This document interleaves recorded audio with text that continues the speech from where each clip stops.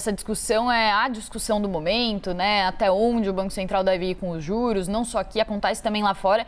E a gente conversa sobre esse assunto com o Tomás Sarkis, que é economista da Eleven Financial. Bom dia, Tomás. Obrigada pela sua presença aqui no CNN Money. Bom dia, Priscila. Bom dia, Thaís. Muito obrigado pelo convite. Tomás, queria justamente puxar por essa discussão muito forte que está acontecendo aí entre vocês, economistas, sobre se o Banco Central está sendo muito duro com o aumento de juros ou se deveria parar, né, de fazer essas elevações da taxa Selic, porque a percepção nesse momento é que o aumento de juros dessa vez, ele não segue as mesmas receitas que seguiu em outros momentos, né? Ou seja, os parâmetros são muito diferentes, a gente está falando de pandemia, está falando de guerra.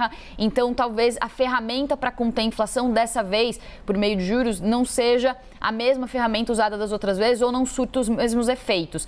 Qual que é a tua visão sobre isso? Você acha que o Banco Central está sendo muito agressivo ou você acha que está correto, tem que subir os juros na magnitude que está subindo para ancorar as expectativas? Bom, eu acho que, na verdade, ele está sendo pouco duro. Eu vejo que a gente tem uma inflação extremamente alta, acho que nível mais alto em muitos e muitos anos. E a taxa de juro assim, eu concordo que a gente tem choques na inflação que, como foi mencionado mais cedo, são conjunturais. Só que chega um ponto no qual esses choques conjunturais já começam a afetar os itens mais estruturais da própria inflação. Então, quando a gente vê perspectivas para 2023, nos quais esses choques já teriam, em teoria, mostrado alguma dissipação, a gente vê um componente como os serviços mostrando uma aceleração muito forte nesse período.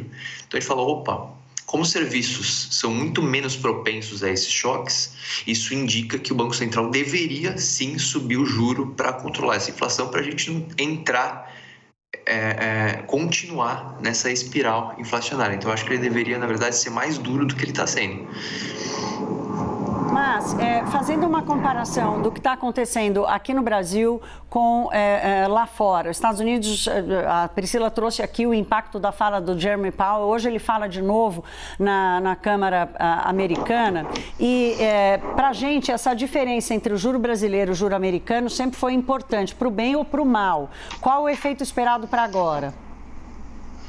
Bom, para agora o Banco Central deve parar processo de elevação de juro, deve ter mais uma alta na próxima reunião, então a gente deve parar em 13,75 provavelmente, enquanto o Banco Central americano deve continuar subindo a taxa de juro até 3,5% ou 3,75%.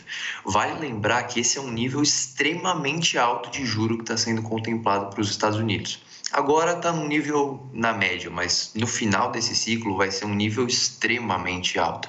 Só para a gente lembrar que o Banco Central americano subiu 75 pontos base na taxa de juro alguns dias atrás. A última vez que eles subiram 75 pontos base foi em 1994 e naquele ano o México quebrou por uma crise externa. Então, a gente não está falando de pouca coisa, a gente está falando de um aperto muito expressivo nas condições financeiras globais que muito possivelmente vão levar a uma recessão. E no caso dessa relação que você perguntou entre a nossa taxa de juros e a taxa de juros dos Estados Unidos, a tendência é que, como a gente está parando lá em cima e eles estão subindo, o diferencial entre as duas diminua e isso fortaleça a moeda deles em detrimento da nossa. O Banco Central americano, ele puxa a régua dos juros no mundo. A gente vem falando bastante sobre isso aqui no CNN Money.